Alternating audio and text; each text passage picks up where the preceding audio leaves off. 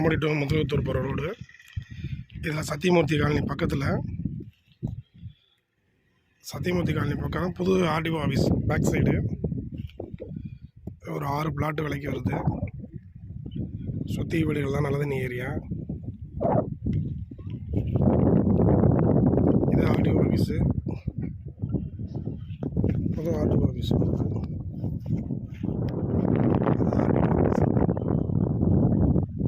அப்படியே இது ஃபுல்லாக வந்து வீடுகள் தான், எல்லாம் சரௌண்டிங்கில் வீடுகள் தான். பாதை 20 அடி பாதை, ரோட்லேருந்து 20 அடி பாதை நேராக அந்த பிளாட்டு வந்து